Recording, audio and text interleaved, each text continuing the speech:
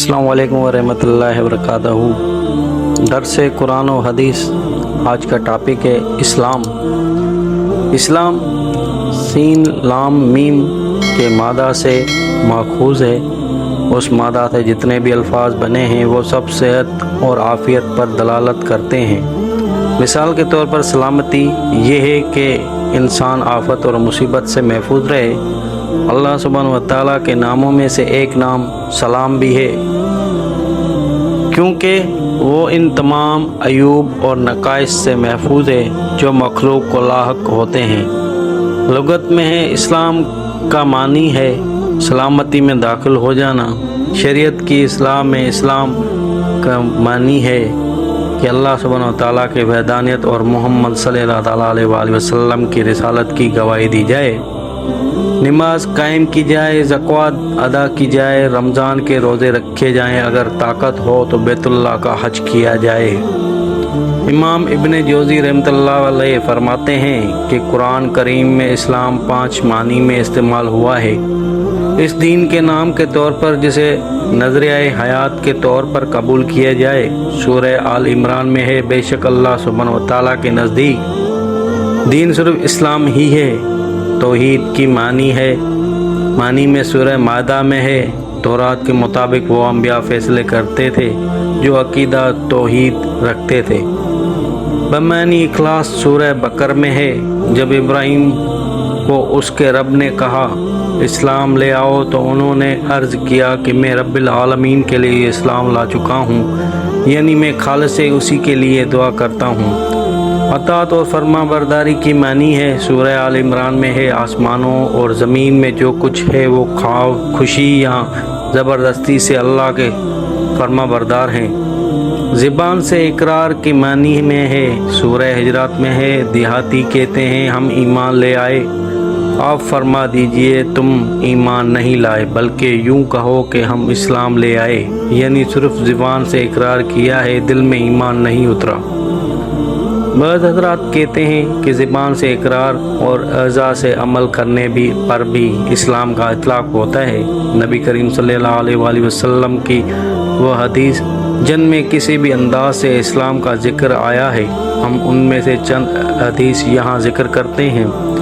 حضرت عبداللہ بن عمر رضی اللہ تعالیٰ عنہ سے روایت ہے کہ ایک آدمی نے نبی کریم صلی اللہ علیہ وآلہ وسلم سے سوال کیا کہ کون سا اسلام بہتر ہے، اسلام کے اعمال میں سے کون سا عمل بہتر ہے؟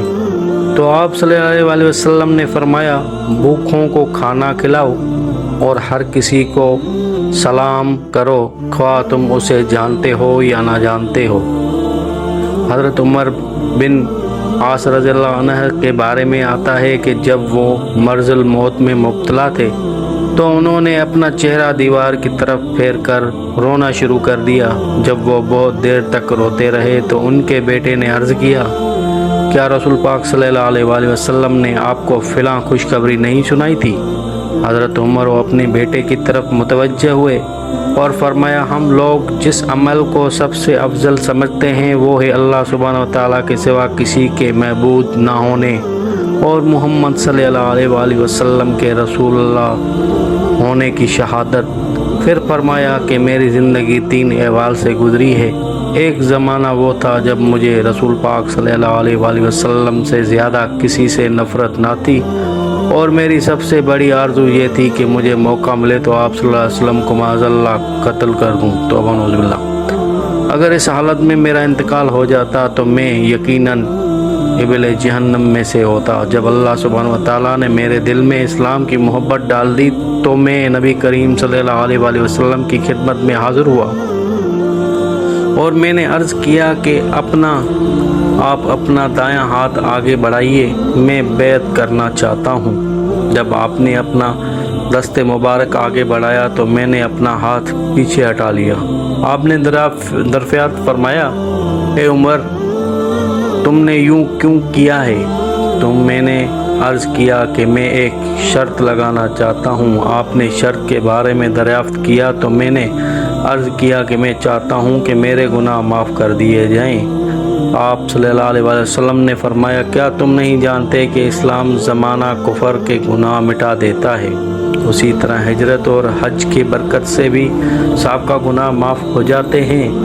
اسلام قبول کرنے کے بعد یہ حالت ہو گئی ہے کہ مجھے رسول پاک صلی اللہ علیہ وسلم سے زیادہ کوئی محبوب نہ تھا، اور میری نظر میں آپ صلی اللہ علیہ وسلم سے زیادہ کسی کی عظمت نہ تھی۔ آپ کی عظمت ہی کی وجہ سے مجھے کبھی آپ کو آنکھ بھر کر دیکھنے کی جرت نہ ہوتی تھی۔ اگر مجھ سے آپ کے سراپا کے بارے میں پوچھا جائے تو میں بیان نہیں کر سکوں گا کہ کیونکہ میں نے آپ کو کبھی آنکھ بھر کر دیکھا نہیں۔ اگر اس حالت میں مجھے موت آ گئی تو مجھے امید ہے کہ میں اہل جنت میں سے ہوں گا۔ پھر میری زندگی کا تیسرا دور وہ تھا جس میں ہمیں ایسے حالات کا سامنا کرنا پڑا کہ میں ان کے انجام کے بارے میں نہیں کہہ سکتا کہ کیا ہوگا۔ بس جب میں انتقال کر جاؤں گا تو نہ تو میرے جنازے کے ساتھ کوئی رونے والی جائے اور نہ ہی آگ میں پکائی گئی اینٹیں وغیرہ۔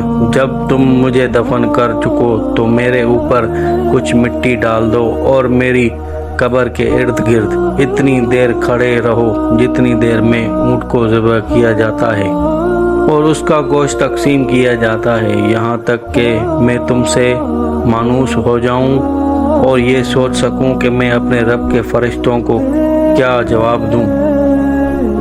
حضرت ابو ہریرہ رضی اللہ تعالیٰ عنہ سے روایت ہے کہ رسول پاک صلی اللہ علیہ وسلم نے فرمایا، اسلام اپنے ابتدائی دور میں غریب تھا، عن قریب اپنے ابتدائی دور کی طرح وہ دوبارہ غریب ہو جائے گا۔ بس خوشخبری ہے کہ غریبوں کے لیے۔ عربی زبان میں غریب اجنبی کو کہتے ہیں۔ اسلام کا جب ظہور ہوا تو وہ غریب اور اجنبی تھا، اس کے ساتھ جان پہچان رکھنے والے اور اسے قبول کرنے والے انگلیوں پر گنے جا سکتے تھے۔ یوں محسوس ہوتا ہے کہ اجنبیت کا وہ دور اب دوبارہ واپس آ رہا ہے۔ ایسے لوگ بہت کم ہیں جو پورے کے پورے دین پر عمل کرنے والے ہیں اور اسلام کی خاطر جذبات و خواہشات اور مفادات اور تعلقات کی قربانی دینے پر آمادہ ہیں۔